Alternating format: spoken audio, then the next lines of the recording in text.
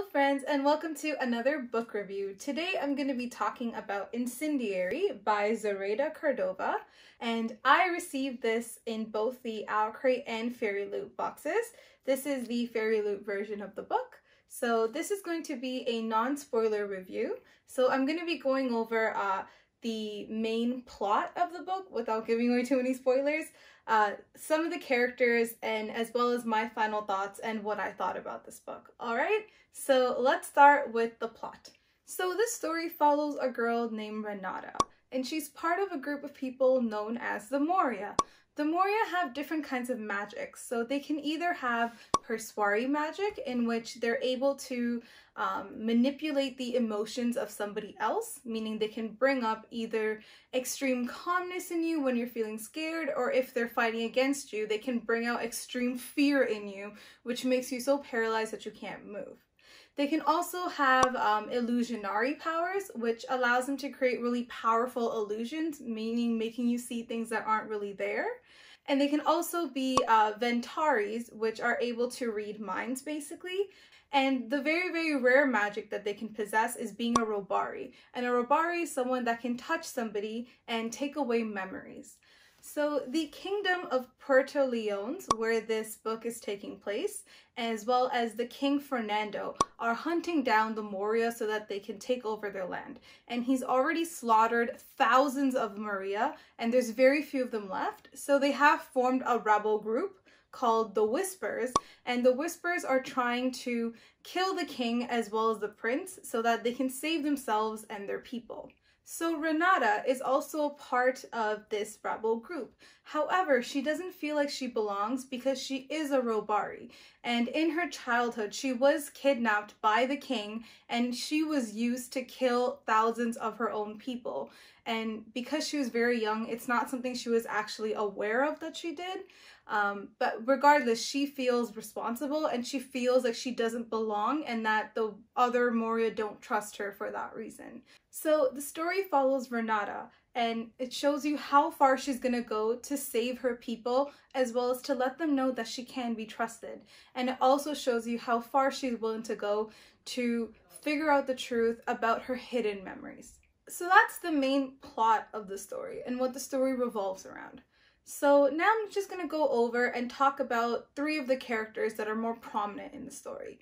So the first character I'm going to talk about is Renata.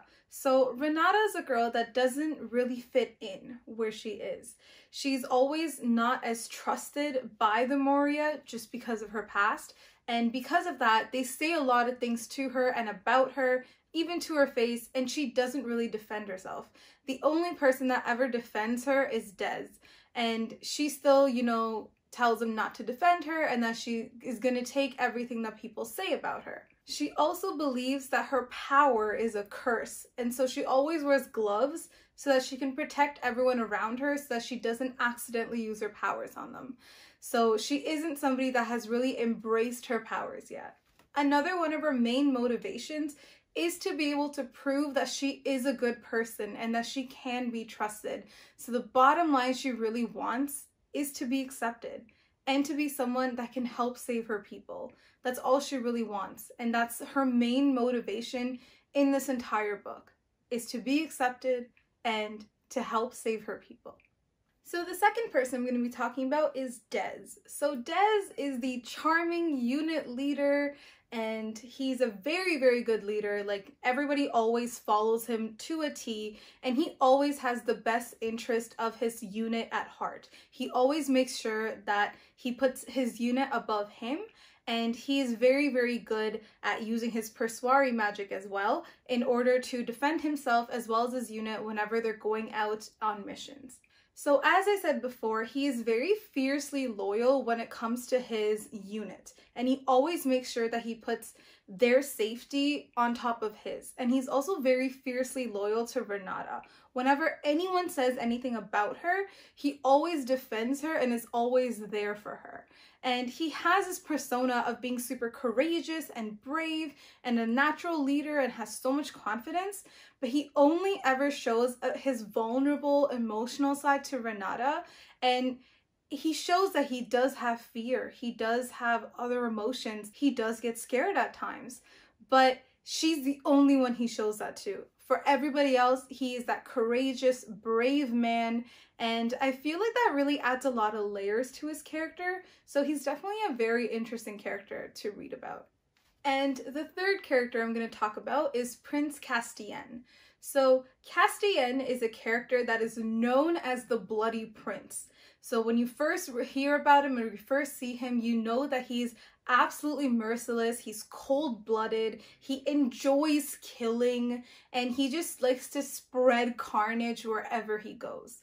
And he is known for that. He's also known to be very, very good looking, but so evil. And he's also done something to himself that makes him immune to Maria magic. So that's definitely something that is a lot more intriguing about him, and you do want to know what he's done.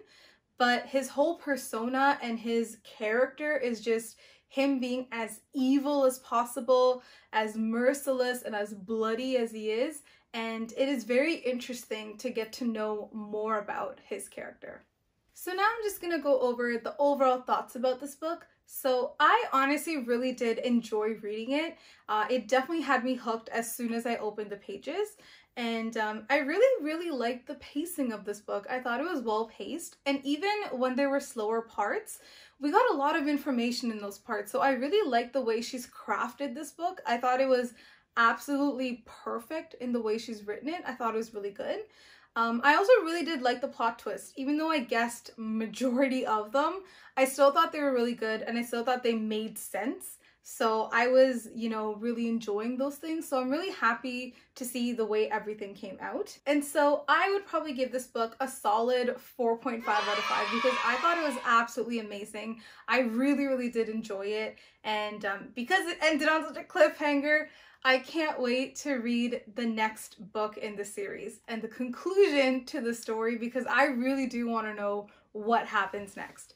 So that's the end of this review, you guys. I'm going to be putting out another spoiler review as well, and that'll be a much more in-depth review about the plot and the characters.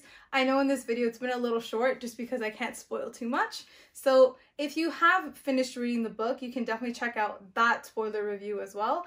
And if you are planning on reading the book, I would love to know what your thoughts are, what you think is going to happen, what your predictions are, or even if you have read it, I would love to know what you thought about it down in the comments below.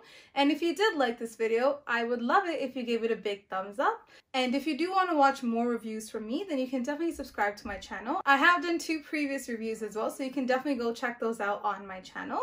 And yeah, that's the end of this video. I hope you are all having a great day and I hope you all stay safe. Bye for now.